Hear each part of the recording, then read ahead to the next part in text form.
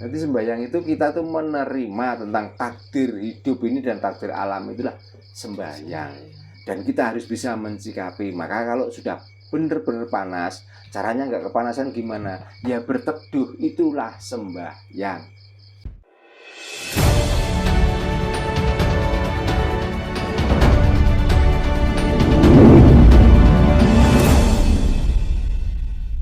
Apa yang bisa kita persembahkan untuk hidup itu, berarti itulah sembahyang. Tapi kalau kamu itu memaksa dengan hidupmu, kamu itu tidak bersembahyang sama sekali. Makanya bersembahyang jangan mengikuti waktu. Nanti telat cara kamu mempersembahkan ke dalam hidupmu, kamu akan mati. Makanya orang Jawa itu nggak butuh waktu 5 kali sehari, nggak butuh waktu 7 kali sehari. Orang Jawa itu setiap detik itu selalu sembahyang. Nah, salah satunya adalah memperbaiki cara kita berpikir dan cara kita berangan-angan. Itu juga salah satu cara kita bersembahyang. Gitu. Nah, kontroversi ya monggo, wong ini aliran Jawa bukan aliran agama. Memang ini ajaran Jawa kok. Ya tetap harus saya sampaikan. Nah, seperti itulah orang Jawa itu cara bersembahyang. Jadi sembahyang nggak perlu harus mandi dulu, nggak perlu wudhu dulu, nggak perlu memilih tempat, nggak seperti itu. Ya, sembahyang dikala kita pemikiran kita sudah jernih, cara berangan-angan kita itu sudah suci, dan kita jangankan memikirkan tentang Tuhan yang dimaksud zat ingkang murweng zat. Kita melihat daun yang diterpa oleh angin bergerak-gerak. Kalau kita itu dengan kejernihan cara kita berpikir dan kesucian dalam hati, itu termasuk sembahyang. Gitu. Jadi kita itu jangan kalah dengan tumbuh-tumbuhan, dengan kalah dengan hewan. Tumbuh-tumbuhan nggak pernah kok ada yang menolak waktu daunnya diterpa angin. Dia malah goyang-goyang, dia malah zikir kok. Nggak seperti manusia. Kena panas sih bingung lagi golek payung. Coba. Kena panas sudah nyala-nyalain. Wah, ini cuacanya seperti ekstrim dan lain sebagainya. Nanti sembahyang itu kita tuh menerima tentang takdir hidup ini dan takdir alam, itulah sembahyang. Dan kita harus bisa mensikapi. Maka kalau sudah benar-benar panas, caranya nggak kepanasan gimana? Ya berteduh, itulah sembahyang. Gitu loh. Kita kok ngomong itu menyakiti orang, ya kita hindari dengan omongan yang menyakiti orang itu. Ya itulah sembahyang. Kita berperilaku tidak sesuai dengan rata-rata berlaku baik. Nanti ada orang yang dirugikan, berarti kamu tidak sembahyang. Nanti bagaimana orang lain itu juga nyaman, kita sendiri juga aman. Itulah cara sembahyang. Nah, untuk mencapai metode itu, maka di dalam sembahyang orang Jawa juga kalah dengan cara orang beragama. Juga ada baca-bacaan, tapi di dalam bacaan tuh semuanya tuh mengingatkan pada diri kita masing-masing. Bagaimana itu Mbah? Boleh diutar? Boleh Karena belum tentu yang mendengarkan ini orang Jawa. Tapi kadang-kadang lagi baru orang yang belajar tentang Jawa. Nanti kan antara yang belajar langsung dan belajar di YouTube nanti lah nggak ada bedanya. Nah itu loh. Makanya dari Tulacik ada doanya sendiri, Tungkul ada doanya sendiri, Tundem juga ada doanya sendiri, apalagi Tuding. Tuding itu ya. Nah itu. Nah dari empat cara itu tadi semuanya tuh mengingatkan pada diri kita masing-masing. Untuk apa? Untuk berserah diri, dalam arti bukan Tuhan, tapi berserah diri dengan hidupnya itu sendiri. Gitu. Menawi anu niku Pak. Nggih. Kula nantos mireng kok enten sembahyang raga, sembahyang Sukma. enten sembahyang rasa cipta wonten niku pripun ngoten niku? Nah iki lak sami mawon jumlahe pinten niku? Sekawan nggih. Lah sing kula omongno napa? Tulajek, tunggul, tundem, tuding kan sami mawon. Beda bahasa ngoten mawon itu. Iki sebenarnya mboten beda rasa, cara kita merasakan dan cara kita mengartikan. Namun ngoten mawon. Pokoke tiyang sembahyang niku ngeten lho, Pak. Selagi kita niku urip nrimo kalih kahanan, urip niku sembahyang. Rayu monggo. Monggo. Nggih, monggo. Jadi sembah cipta niku terus pundi, sembah raga terus pundi. Nggih. Sembah asma terus pundi. Ngaten. Monggo pinarak. Saking pundi, Bapak? Surabaya, Pak. Oh, Surabaya. Monggo. Kan Bojonegoro wae nggih, Pak. Sing saking Bojonegoro. Nggih, Nggih. saking Bojonegoro. Anu, Pak, Surabotan, Pak. Oh, nggih mboten menapa. Kula nggih ngapunten derek saged nyalami. Soale iki tasik wejangan. Nggih. Pripun Pak, sampean paham maksudnya sing kula maksud wau? Ampun, ampun. Wah, nggih. Lah niki ngeten Pak, setiap penanya niku mewakili kanca-kanca sebenarnya. Nggih, nggih. Pak, dan iki kan sembahyang ngoten niku. Lah nek zikire niku pripun, Pak? Dikir. Nggih. Dikir niku bahasane mboten basane tiyang Jawa ta, Bu? Nggih. Dikir niku saking bahasa saking mriko. Lek tiyang mriki niku semedi. Jadi mboten wonten dikir mboten wonten semedi. Irip. Nggih, artine semedi niku napa? Kita niku aja nganti napa nggih?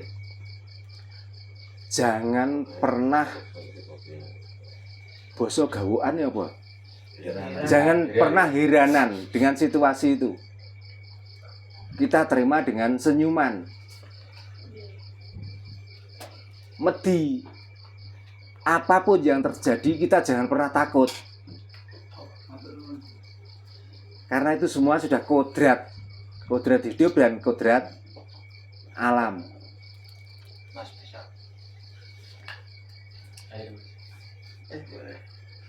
Dan dikir itu kami, Bu. Dikir itu juga seperti itu. Makanya dikir itu napa sing dilampahi? Puji-pujian toh. Mensucikan, mengagungkan, membesarkan. Kang namun ngoten. Nah, siapa yang harus kita sucikan, yang kita harus besarkan? Ya diri kita sendiri, supaya besar bagaimana, supaya suci bagaimana. Bisa. Join ini aja.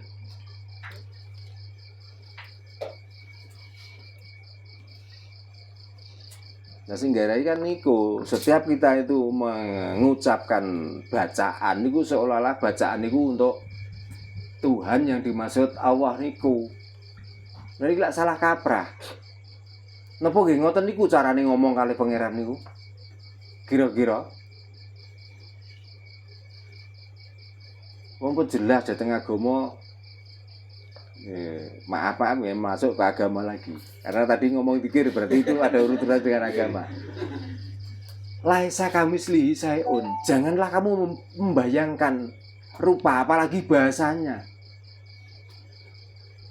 Apalagi yang kita ucapkan itu seolah-olah. Seolah-olah berarti belum benar, belum tentu toh, Bu. Ini kan cuma seolah-olah. Kebenaran kan enggak seperti itu. Terus tanglet wau, terus pundi carane ngoten nggih? Betul.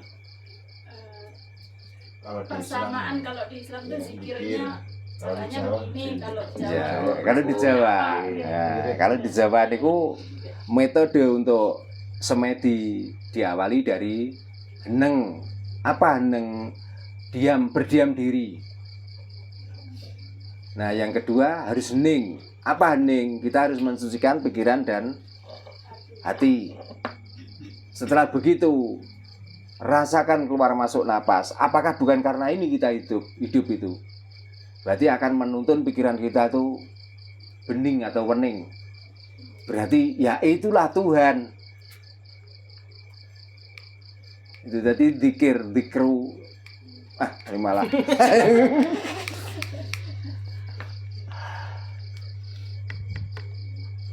Jadi pembicaraan dengan Tuhan itu ya kembali itu tadi. Berarti kalau zikir dengan Tuhan berarti mencukupi kebutuhan kita yang mana? Ya di dalam pikir dan di dalam perasaan.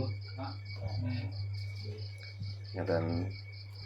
Ya supaya apa? Ya supaya kita niku ikhlas urip niku wau.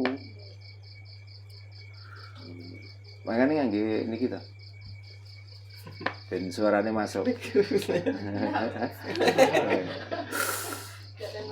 Asal ada lagi lanjut.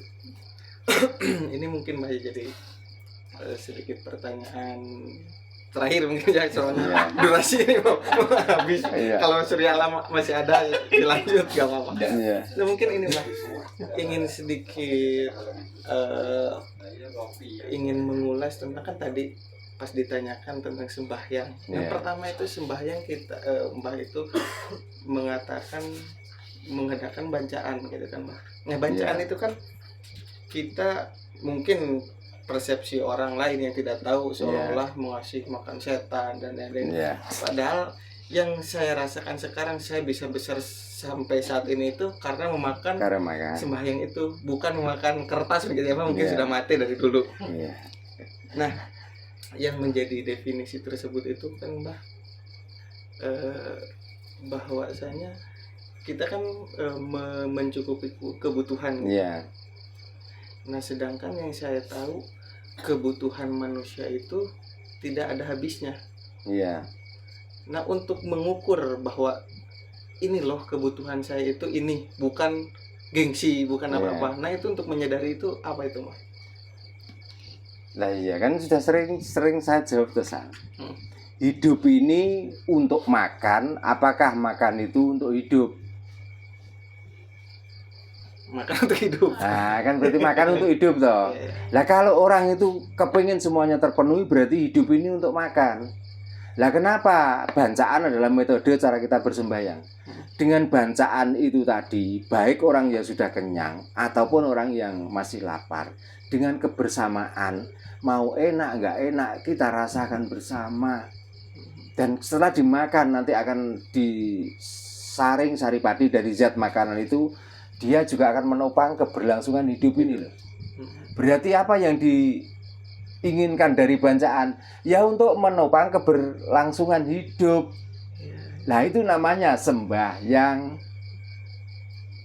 Orang kok menahan lapar, puasa katakan semedi berhari-hari tidak makan, berarti dia tidak sembahyang. Dia itu sengaja untuk mengakhiri hidupnya. Makanya kok ada orang semedi berlarut-larut tidak makan dan lain sebagainya, apalagi dia ngomong-ngomongkan orang. Lo yang nyuruh kamu puasa berhari-hari lo siapa? Kan kamu sendiri. Makanya kalau kamu kuat itu jangan pernah sombong. Terus saya lo puasa 5 hari, terakhirnya dapat ini. Tunjukkan kalau dapat ke orang lain.